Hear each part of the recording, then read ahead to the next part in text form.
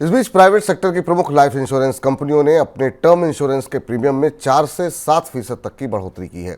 HDFC life, ICICI prudential, Bajaj alliance और max life insurance ने premium में ये बढ़ोतरी की है।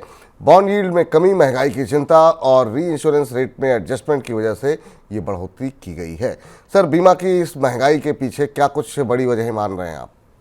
टर्म इंश्योरेंस के रेट पिछले साल भी बढ़े थे और उससे पहले भी बढ़ रहे थे। जैसे जैसे बाजार में ब्याज दरें बढ़ रही हैं, बीमा कंपनियों के लिए री इंश्योरेंस की कॉस्ट बढ़ रही है, क्योंकि उनको जो कवरेज मिलता है या जो उनकी लागत है वो री इंश्योरेंस से पूरी होती है।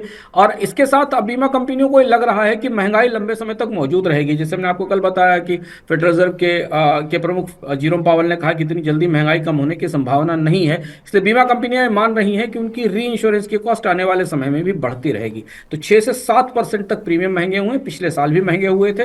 भारत में बीमा का विस्तार हो इससे पहले बीमा की महंगाई आ गई है, ये सबसे बड़ी असंगति है। भारत में अधिकांश लोगों के पास अभी बीमा उपलब्ध नहीं है, टर्म इंश्योरेंस की सुविधाएं बहुत लोगों को मिल ही नहीं पाती हैं। उससे पहले कि लोग अपने आप को सुरक्षित कर सकें, बीमा की लागत बढ़ने लगी है।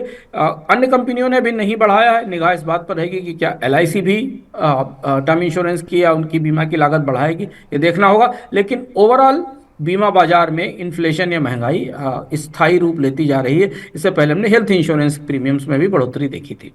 इधर 2024 की पहली छमाही में स्टार्टअप्स में होने वाली कर्मचारियों की छटनी बढ़ी है।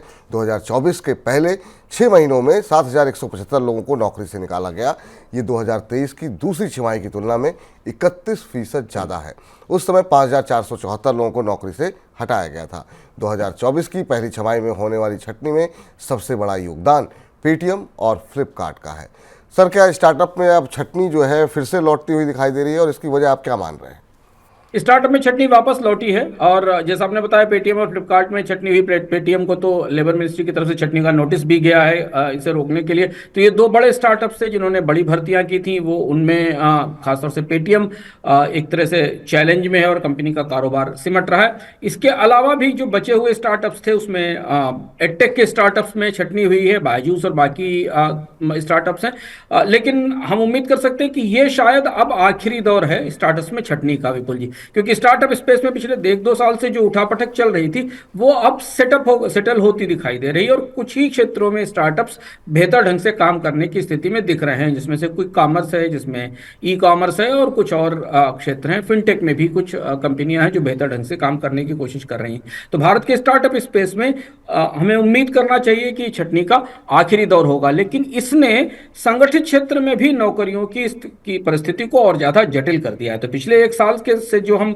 रोजगार की बहस को बार बार लौटता देख रहे हैं, उसमें भारत की न्यू इकोनॉमी का बड़ा हिस्सा है। भारत की न्यू इकोनॉमी ने बेरोजगारी फैलाने में और लोगों को निकालकर बेरोजगारी की समस्या को और ज्यादा चुनौतीपूर्ण किया है।